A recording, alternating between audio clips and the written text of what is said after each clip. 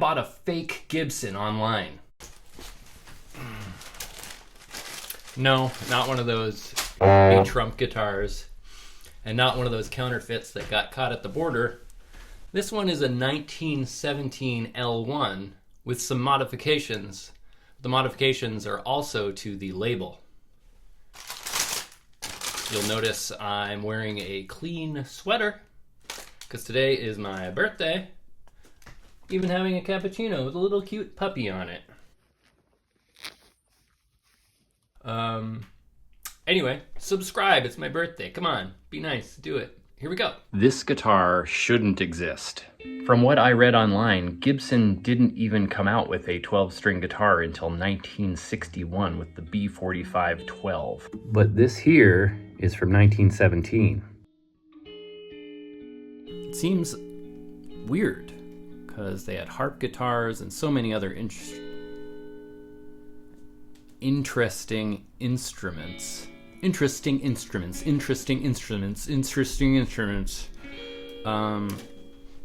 that you would expect they would have had a 12-string at some point.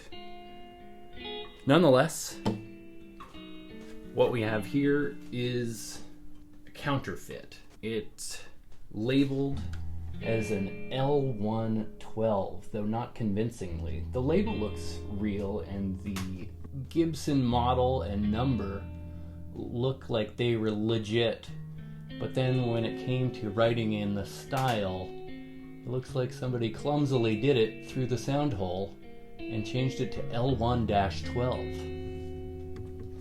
And they did indeed check the lacquer and inlay the Gibson headstock logo. Unfortunately, we got a buttload of West German Schallers on here. Nothing wrong with the tuners. They're decent tuners. They just look incredibly out of place on what is otherwise largely a 1917 instrument. So, do you think this person was just doing a clever tribute? You can see they just did a butt joint on the headstock there. Or do you think they were trying to pass it off? I don't know. It's a sketchy territory. I have a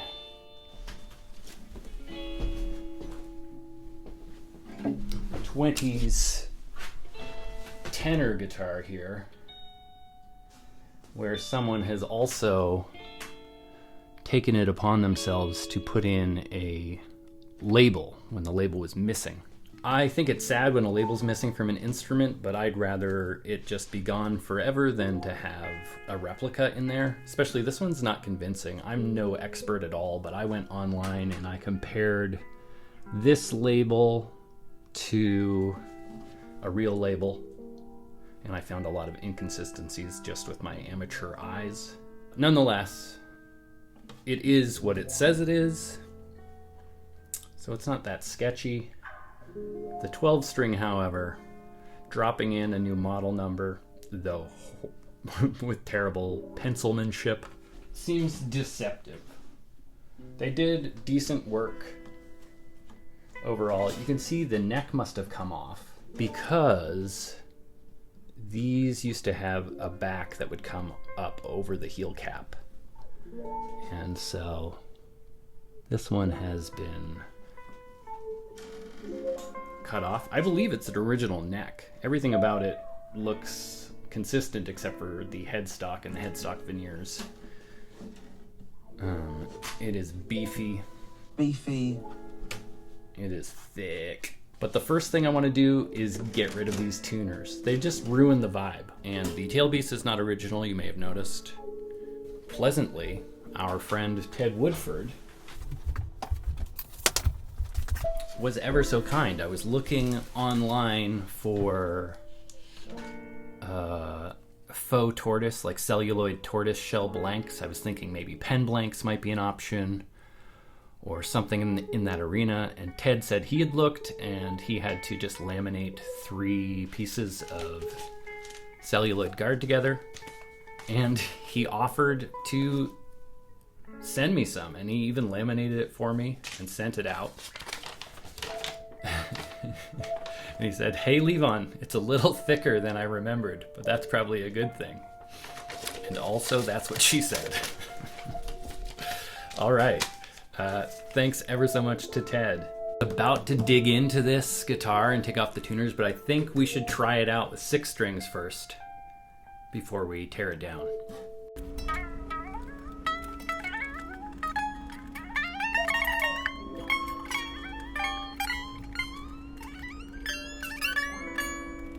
That feeling when you realize you all of a sudden have a 1917 L-1 because you took off some strings off an Abomination.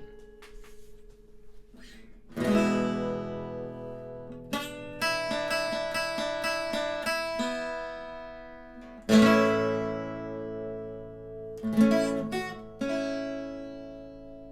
fingers are very cold.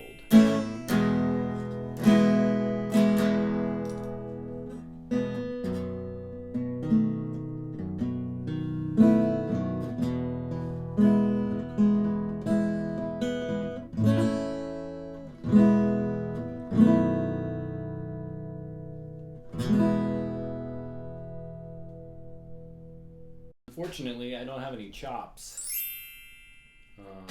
The action's pretty high too, but I don't play the music styles conducive perhaps to this guitar. Least of all when it's out of tune.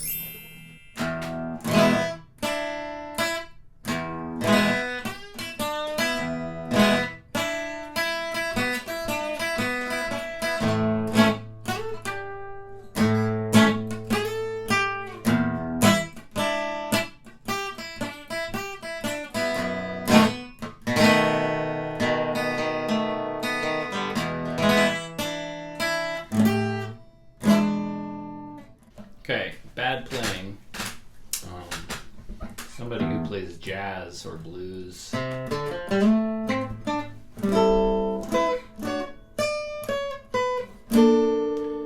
Could probably do some magical things with this.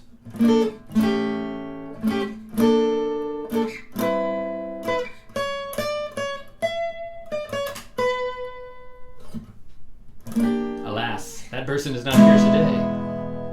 Now I'm torn. The pragmatist in me wants to restore this to a 6-string, sell it for several $1,000s. But there's not that much pragmatist in me. So the other option, custom electric 12. That way I can go lower tension on the electric strings than on a set of acoustics.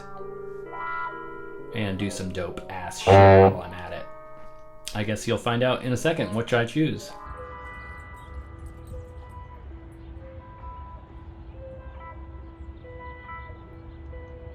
The first thing you notice is how out of place these tuners look, and they're also very heavy. There's quite a lot of neck dive. Whoop. Whoop.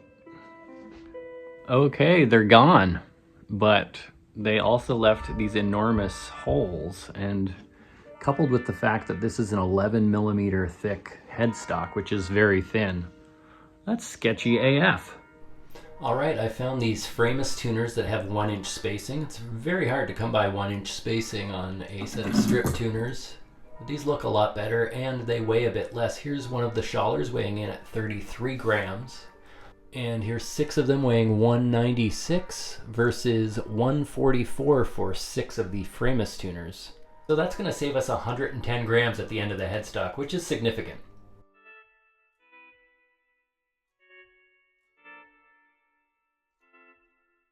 Okay, 0 seconds have passed for you, but I just spent a few days in Vancouver and I saw some cool ass shiz like this.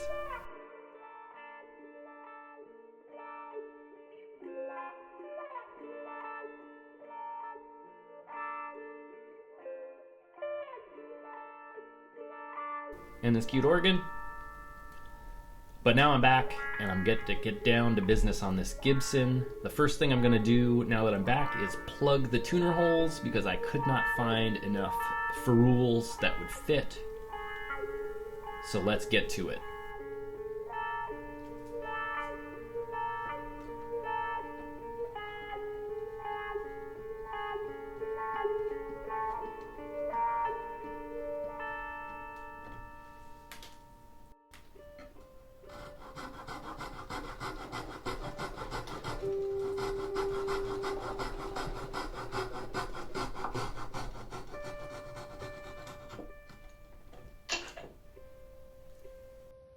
I should have mentioned, but you're going to want to get some glue inside of there before you start hammering it in so it doesn't all get squished off.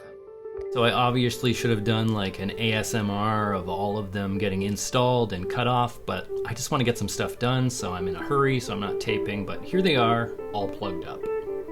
On the base side of the fretboard, it's coming loose here.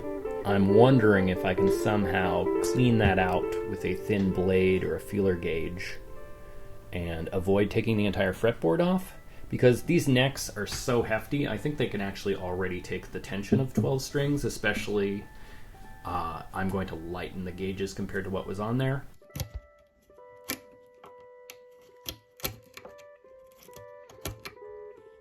And now I'm heating it up, and if there's any residual glue in there, hopefully I can get it somewhat liquefied and smush it back down, and I'll slide some more glue in there too. The sad truth is this really could use a refret. Almost every fret is popping up, but these Teens Gibsons, their ebony is the most brittle, chippiest fretboard I have ever dealt with, aside from some of the ebonized boards of the post-depression era. I want to avoid a refret. I'm not sure I can. This is not working.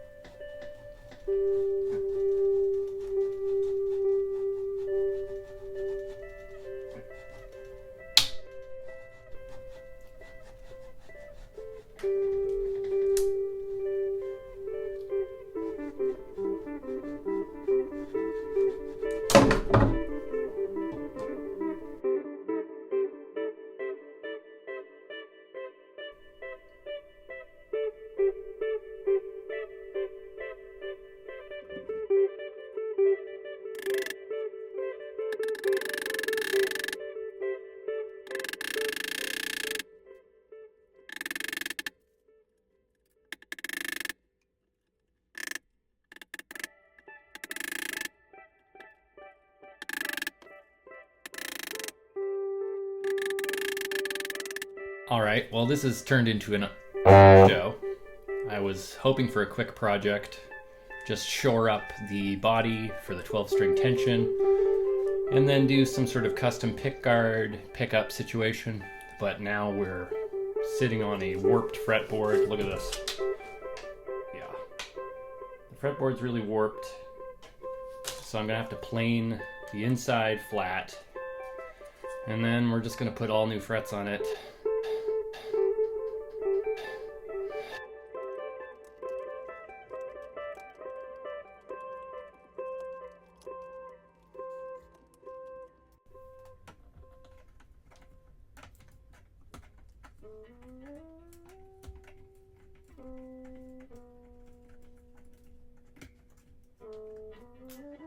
This actually went significantly better than I expected. This is a pretty average amount of chip out, considering this has been worked on before, and this is a very old dry fretboard.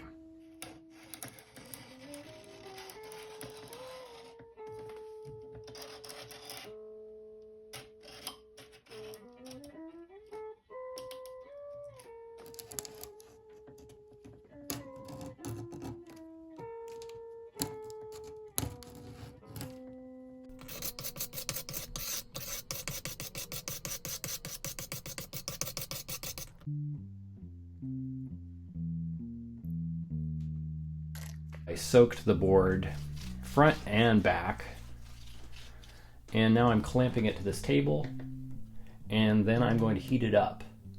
Have I ever done this before? No. Have I heard of anyone else doing this? Nope. Just experimenting.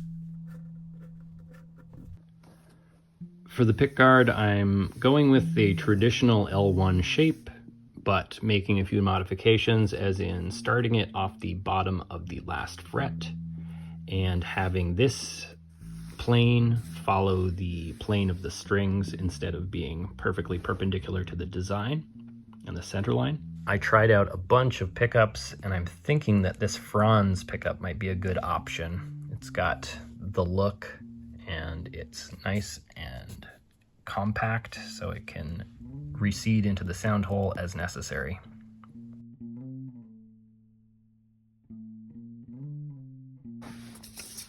I got this craft paper that has like stamp glue on one side.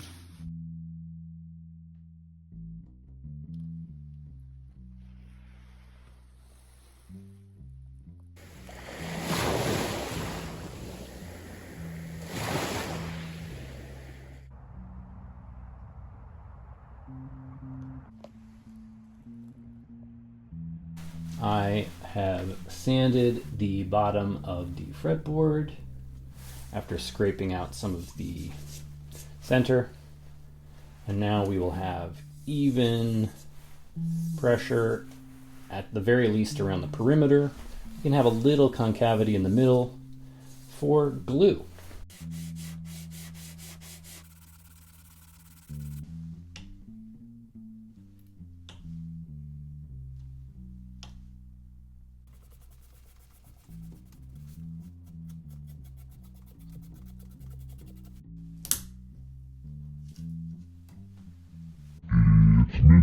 And I'm here sanding away at this board. I am just working on 400 grit now.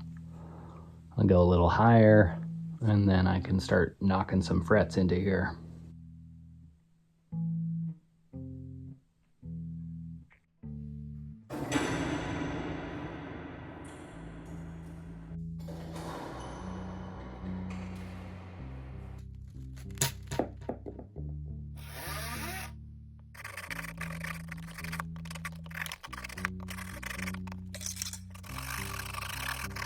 Stayed up till 2 in the morning last night, getting the board prepped for frets. It's sanded, it's re-slotted. Now I just need to bend the fret wire and smack them in.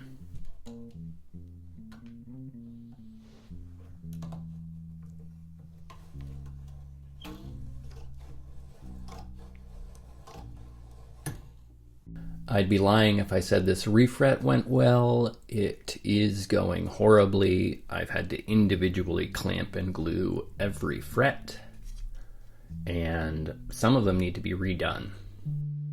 Okay, as an example, see this fret? It's popping up. I'm going to clamp it, then heat it with a soldering iron, and then take the clamp off, and it will be all better. Watch.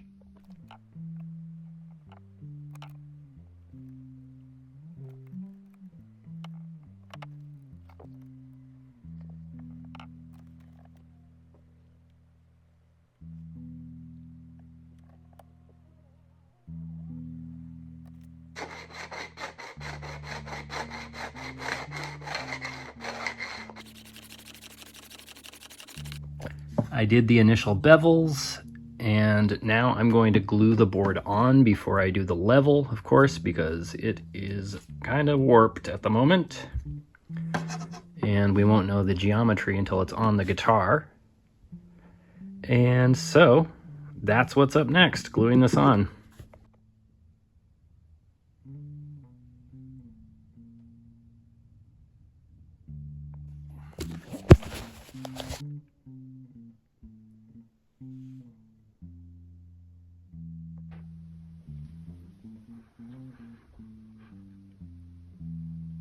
So this actually went smoothly, but I can still F it up when it's time to put the binding back on.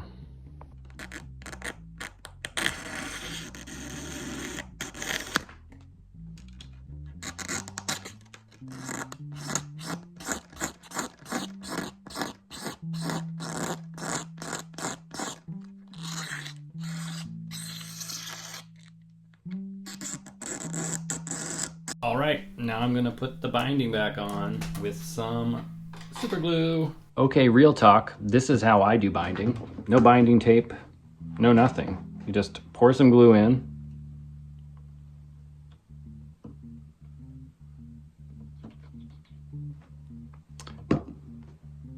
And hold it in place for long enough that it dries.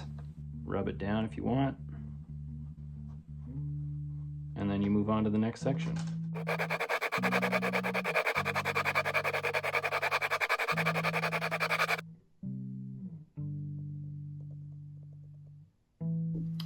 Now picture this happening 12, 13, 14, 15, 16, 17, 18, 19 times, okay?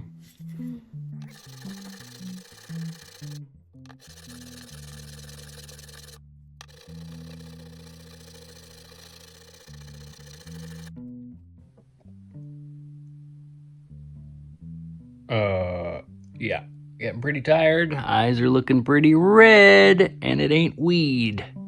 I'm fast tracking these frets. I'm using my trusty eraser and sandpaper. Listen, I understand not all of y'all are some highfalutin, high-paid luthiers like myself. You might not be able to afford one of these racers. So if that's the case, you just take the sandpaper, you put it right there on the eraser God gave you. That works fine too. We don't need these fancy tools. And I'm doing 600 grit, then 1000 grit, and then I will run some sanding cloths over the entire board once I'm done with each fret. I'm looking at myself when I should be looking at you, the viewer. Hello. Thank you for watching. Please subscribe. It would help the channel a lot, or, you know, a little. Admittedly, I'm half-assing it. I just want to get this done, and I think it'll be good enough. Don't take this as advice on how to do this. This is just a one-time look. I'm surrounded by paper. I've got 2500, 800, 325, 400. It's all here, but I just chose these two kind of at random, and it's getting me to a level I am happy with in a very short period of time.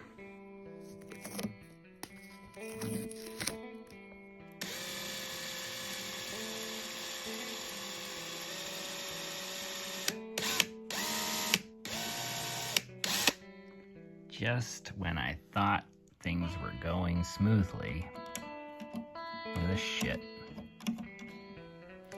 This is pretty great. I found a gear that has the right number of splines, and it's a slightly larger diameter, so it actually pushes against these peened in tabs, and so it's nice and snug now. I kind of want to find another one for this one, because this one, well, that's fine. Never mind. So I'm not loving this tailpiece. It's aftermarket, and so I made this massive tort cover, but it's too much tort. I was making it this big because I was going to put a volume pot on it, but I might just go straight to jack. It does look better when it's within the framework here, but my whole goal was to cover up this ugly tailpiece, so not sure. This is pretty cute, but with it below the tailpiece, there is no room for a volume pot underneath anymore. I had tried a 2-stage tailpiece like this. Not 2-stage, but you know, 2-tier. And I got too impatient, didn't wait for the glue to dry, so I'm going to try it just like this for now. And I'm going to attach the pickup to the pickguard.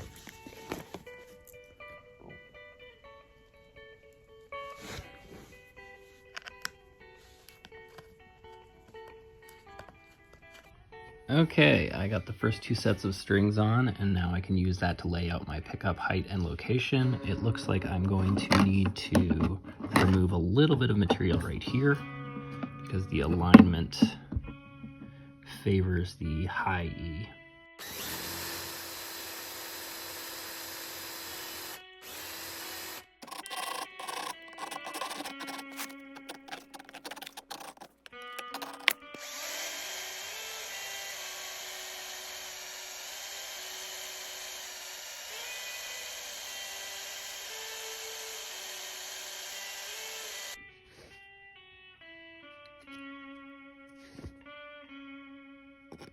So it's going to be supported here, here with this, and at the sound hole, I have this spacer. Squeezes on there. This afternoon, I did something unprecedented. I ate lunch.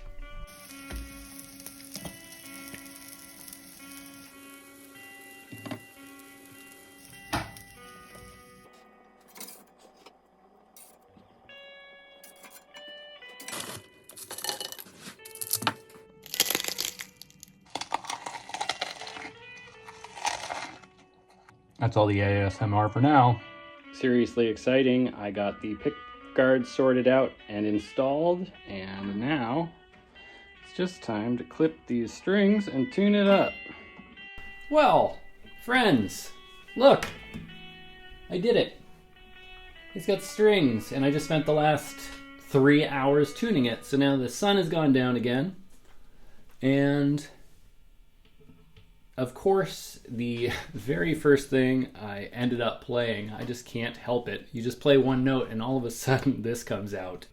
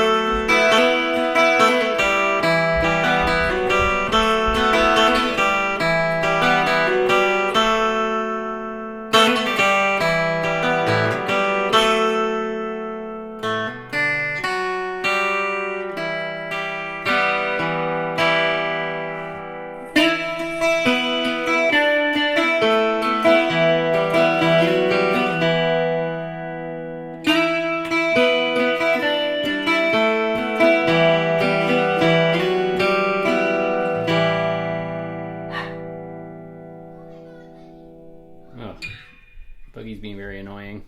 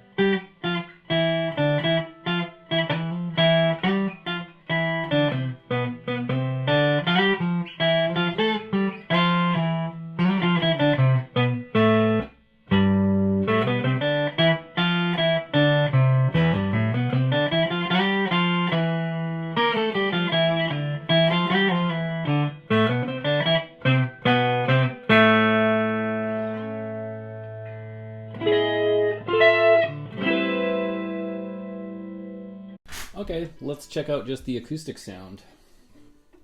Let's do some chords.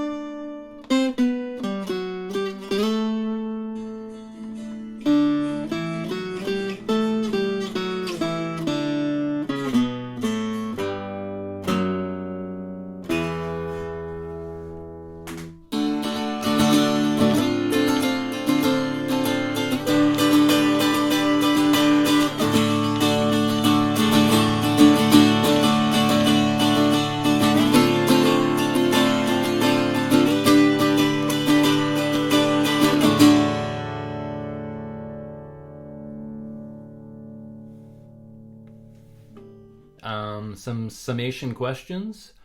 1. There. Too much tort or not enough tort?